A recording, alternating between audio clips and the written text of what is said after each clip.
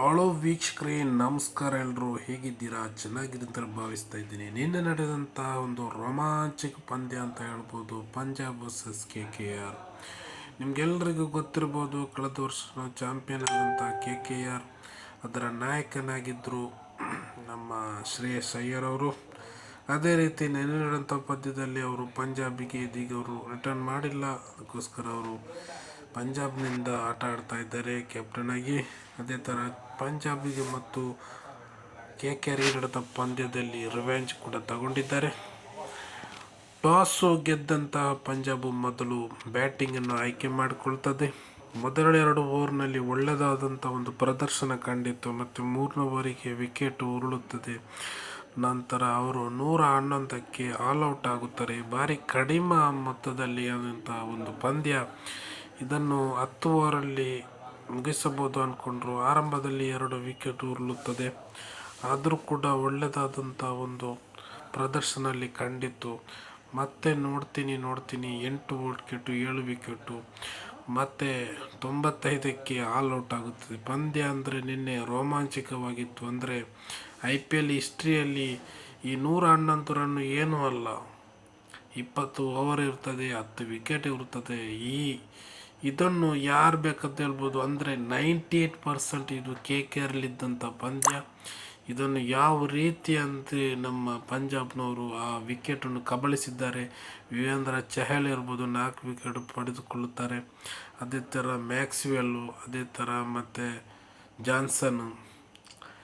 ಅಂದರೆ ಕಡಿಮೆ ಮೊತ್ತದಲ್ಲಿ ಪಂಜಾಬ್ ಅವರು 16 ರನ್ನಿಂದ ವಿಜಯೋತ್ಸವಗೊಳಿಸ್ತಾರೆ. ಅಂದರೆ ಇಷ್ಟೊಂದು ಸಣ್ಣದಾದಂಥ ಒಂದು ಈ ಟಾರ್ಗೆಟನ್ನು ಸಕ್ಸಸ್ ಮಾಡಿ ತೋರಿಸ್ತಾರೆ. ರಿವೆಂಜನ್ನು ಪಡೆದುಕೊಳ್ತಾರೆ.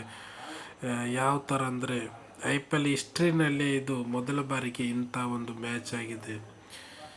ಇಷ್ಟೊಂದು ಕಡಿಮೆ ಮೊತ್ತದಲ್ಲಿ ಇದನ್ನು ಡಿಪೆಂಡ್ ಮಾಡೋದು ಅಂದರೆ ತುಂಬಾ ಕಷ್ಟ. ಆದರೂ ಕೂಡ ಅವರು ವಿಜಯೋತ್ಸವ ಮಾಡಿದ್ದಾರೆ. ನಿನ್ನೆ ಪಂಜಾಬ್ ಗೆದ್ದಿದೆ.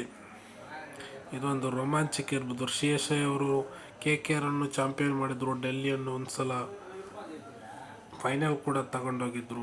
ಈಗ ಪಂಜಾಬ್ನ ಸರದಿ. ಪಂಜಾಬಲ್ಲಿ ಅವರು ಏನೆಲ್ಲ ಮಾಡ್ತಾರೆ. ಮುಂದಿನ ಪಂದ್ಯ RCB ಜೊತೆ. RCBಯನ್ನು ಸೋಲಿಸ್ಬೋದಾ? RCB ಪಂಜಾಬ್ನ ಸೋಲಿಸ್ಬೋದಾ? ನೀವು ಕಮೆಂಟ್ ಮಾಡಿ. ಅದೇ ರೀತಿ ಇದರ ಕೋಚ್ ಆಗಿರುವಂಥ ರಿಕ್ಕಿ ಪಾಂಟಿಂಗ್ ಅವರು ಇರ್ಬೋದು. ಅಂದರೆ ಪಂಜಾಬ್ನಲ್ಲಿರುವಂಥ ಮ್ಯಾಚ್ ಕಂಪ್ಲೀಟಾಗಿ ನಿನ್ನೆ KKRಗೆ ಅಂತ ಒಂದು ಮ್ಯಾಚ್. ಅದನ್ನು ಯಾವ ಥರ ಅಂದ್ರೆ ರೋಮಾಂಚಕ ಆಗಿತ್ತು. ಅಭಿಮಾನಿಗಳು ಖುಷು, ಪಂಜಾಬ್ ಟೀಮ್ ಖುಷು, ಪ್ರೀತಿ ಜಿಂಟಾ ಖುಷು, ಎಲ್ಲರೂ ಖುಷು. 2% ಇದ್ದಂಥ ಮ್ಯಾಚನ್ನು ಯಾವ ರೀತಿ ಗೆದ್ದಾರಂದ್ರೆ ಸುಂದರ ಖುಷಿ ಆಗ್ತದೆ. ಅಂಥ ಒಂದು ಮ್ಯಾಚನ್ನು ನೋಡಬಹುದು. ಮೊನ್ನೆ ಆಗಿರುವಂಥ ಮ್ಯಾಚ್ ಇರ್ಬೋದು, ಮುಂಬೈ ವರ್ಸಸ್ ಡೆಲ್ಲಿ ಆಗಿರ್ಬೋದು, ಮೊನ್ನೆ ಹೈದರಾಬಾದ್ ವರ್ಸಸ್ ಪಂಜಾಬ್ ಇರ್ಬೋದು, ಇದು ಪಂಜಾಬ್ ವರ್ಸಸ್ ಅಂಥರ ಒಂದು ಫೈಟಿಂಗ್ ಮ್ಯಾಚ್ ಇರುವುದರಿಂದ ಒಂದು ನೋಡೋಕ್ಕೂ ಕೂಡ ಖುಷಿ ಆಗುತ್ತದೆ. ನಮಗೂ ಕೂಡ ವೀಡಿಯೋಸ್ ಮಾಡೋಕ್ಕೆ ಇಷ್ಟ ಆಗುತ್ತದೆ. ಆ ಥರ ಹೇಳಲಿಕ್ಕಿರ್ಬೋದು. ಚಹಲ್ ಏನೇ ಆಗಲಿ, ಚಹಲ್ ಒಂದು ಅದ್ಭುತ ಒಂದು ಬೌಲರ್ ಅಂತ ಹೇಳ್ಬೋದು.